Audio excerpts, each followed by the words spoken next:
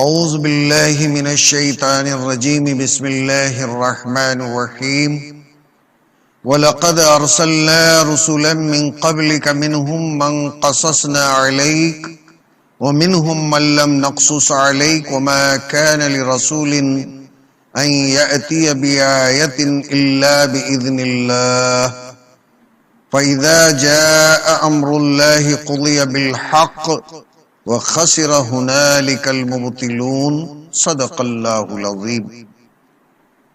اللہ تبارک و تعالی ہم تمام کو آج کے اس فتنے کے دور میں صحیح معنوں میں قرآن کو سمجھ کر اس پر عمل کرنے کی توفیق عطا فرمائے۔ بسم اللہ الرحمن الرحیم۔ شروع کرتا ہوں میں اللہ کے نام سے جو بڑا ہی مہربان نہایت رحم والا ہے۔ سورہ مومن کی یہ چند آیات کریمہ ہیں۔ اللہ تبارک و تعالی ارشاد فرماتے ہیں وَلَقَدْ أَرْسَلْنَا رُسُلًا مِّن قَبْلِكَ مِنْهُمْ مَنْ قَصَصْنَا عَلَيْكَ، اور اللہ کے نبی آپ سے پہلے ہم نے کئی ایک رسولوں کو مبعوث فرمایا، آپ سے پہلے ہم نے کئی ایک رسولوں کو بھیجا، منہم من قصصنا علیک، جن میں بعض پیغمبروں کے قصے تو ہم نے آپ پر پڑھ کر سنائے، بعض پیغمبروں کے قصے ہم نے بیان کیے، ومنہم من لم نقصص علیک، اور بعض پیغمبر ایسے ہیں کہ جن کے قصے ہم نے نہیں سنائے۔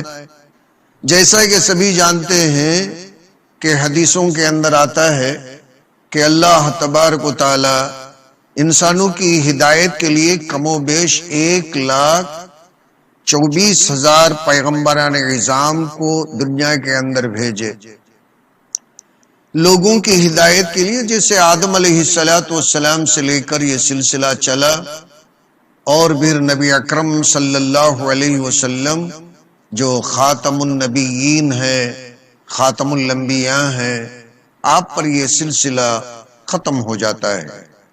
تو سیدنا آدم علیہ السلام سے چل کر امام الانبیاء صلی اللہ علیہ وسلم پر جو یہ سلسلہ پیغمبروں کا ختم ہوتا ہے، حدیثوں کی روشنی میں کم و بیش 1,24,000 پیغمبروں کو اللہ تبارک و تعالی مبعوث فرمایا ہے۔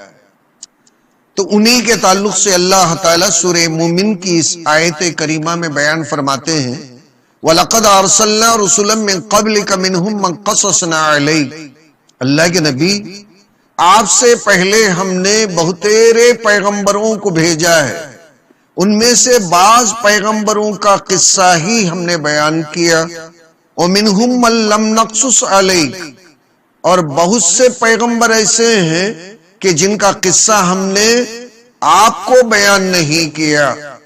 وَمَا كَانَ لِرَسُولٍ أَن يَأْتِيَ بِآيَةٍ إِلَّا بِإِذْنِ اللَّهِ، اس بات پر سب کو غور کرنا ہے کہ اللہ تبارک و تعالی جس پیغمبر کو چاہتے ہیں اپنی مرضی سے معجزے عطا کرتے ہیں۔ یہ آیت سے یہ بات واضح ہو جاتی ہے کہ جو لوگ یہ سمجھتے ہیں کہ پیغمبر اپنی قدرت سے، مقدرت سے، اپنی مرضی اور مشیت سے جب چاہیں معجزے دکھلا سکتے ہیں، قرآن کی روشنی کے اندر یہ عقیدہ باطل ہے، بالکل غلط ہے۔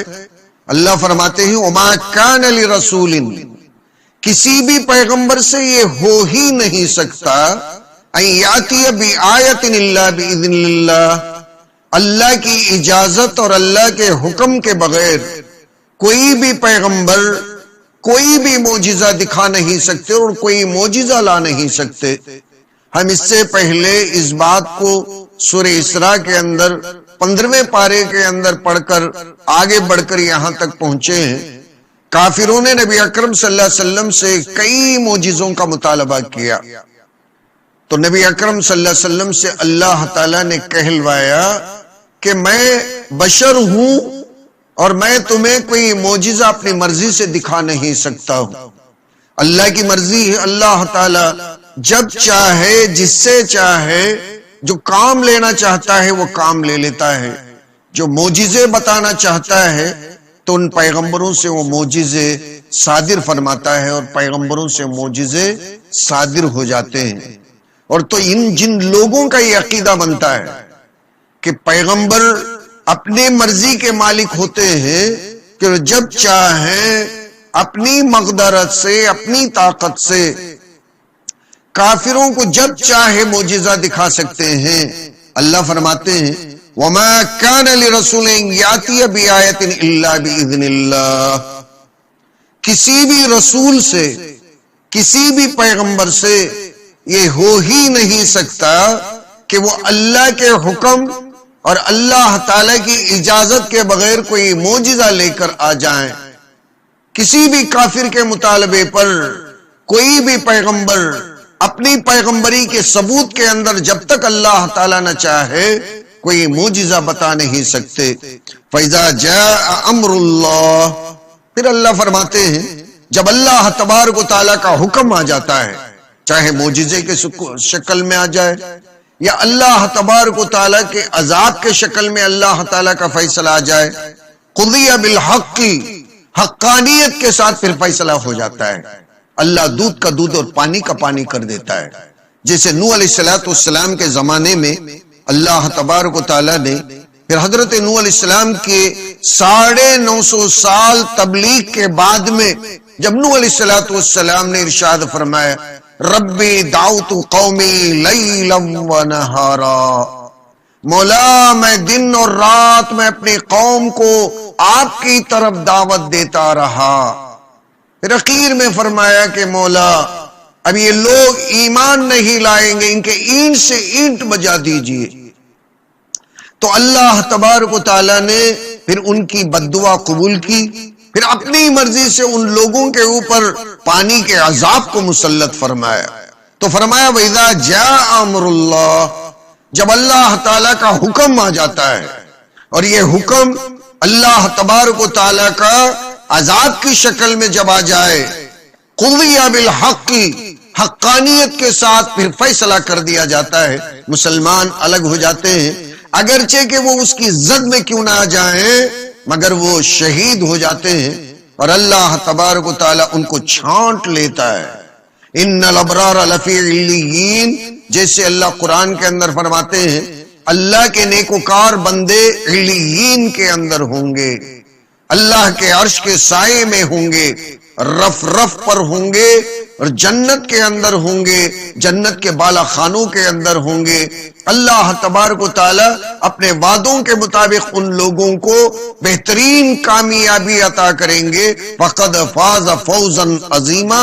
اور یہ وہ لوگ ہوں گے اگرچہ کہ اللہ تعالی کی حقانیت کے فیصلے کے زد میں آ کر شہید ہو جائیں, انتقال ہو جائیں, مگر اللہ تعالیٰ کافروں سے ان لوگوں کو چھانٹ لیتا ہے. پھر نقصان کسے ہوتا ہے؟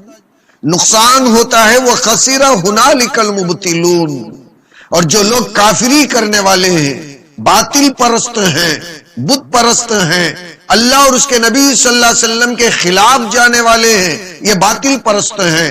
اللہ ان کو مبتلون کے لفظ سے تعبیر کرتے ہیں. فرماتے ہیں کہ یہاں پہنچ کر کہاں اللہ کا حکم جب آ جائے نا اس وقت تک تو ہر کوئی مغرور بن کر, ابو جہل بن کر, ابو لہب بن کر, فرعون بن کر, حامان بن کر, شداد بن کر دنیا کے اندر بہت کچھ گل چھرے اڑاتا ہے, دنیا کے اندر بہت ہی فتنے اور فساد مچاتا ہے اور اپنے آپ کو بہت بڑا سمجھنے لگتا ہے. لیکن اللہ فرماتے ہیں قُضِيَ بِالْحَقِّ.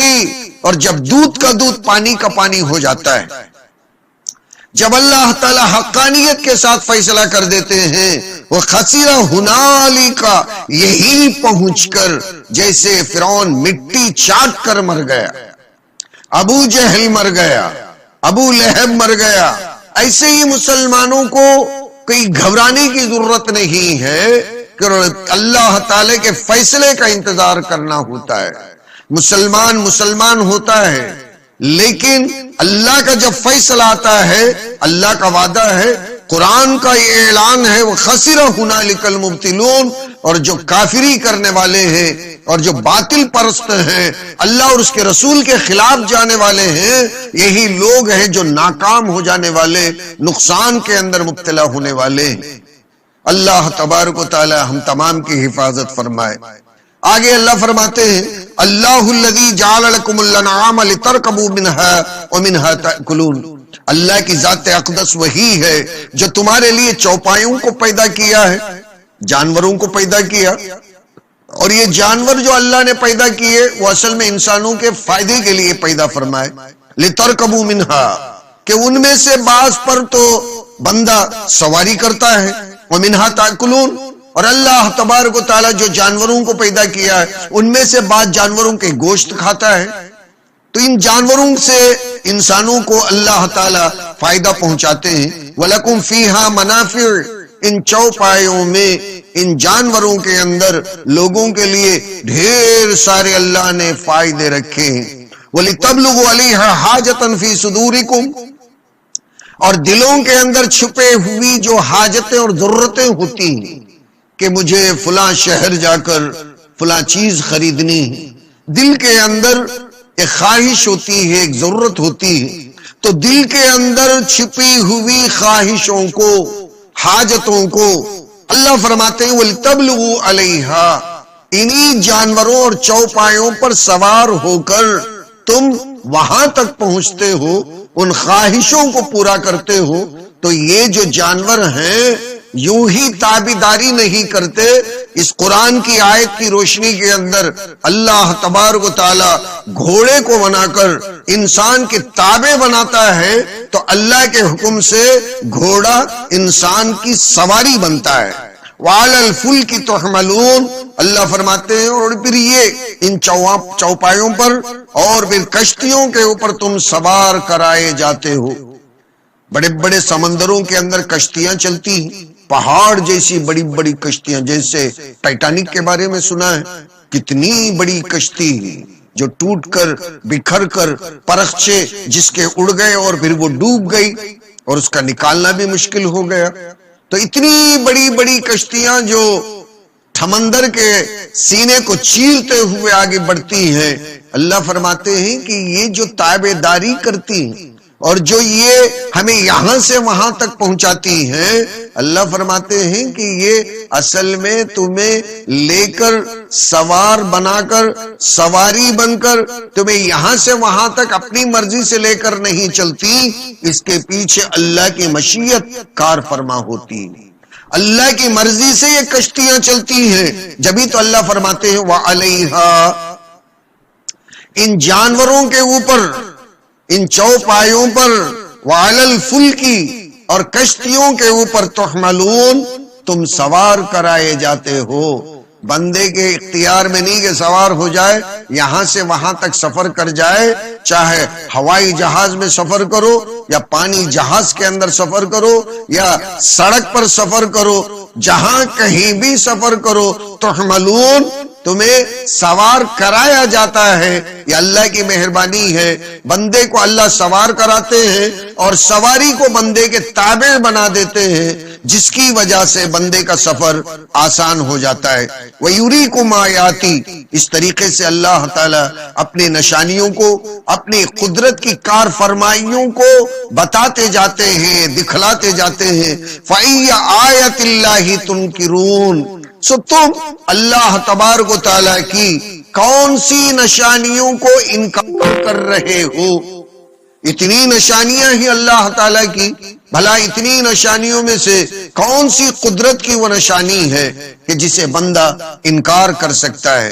اللہ تبارک و تعالی ہم تمام کو ان آیتوں کے معنی اور مطلب کو سمجھ کر عمل کرنے کی توفیق عطا فرمائے، اور باقی چند آیات کریمہ رہ گئی ہیں، انشاءاللہ کل کو سورہ مومنون آیتوں کے ساتھ ختم ہوا چاہتی ہے۔ اللہ تبارک و تعالی ہمیں ان باتوں پر عمل کرنے کی توفیق عطا فرمائے، آمین۔ وآخر الدعوات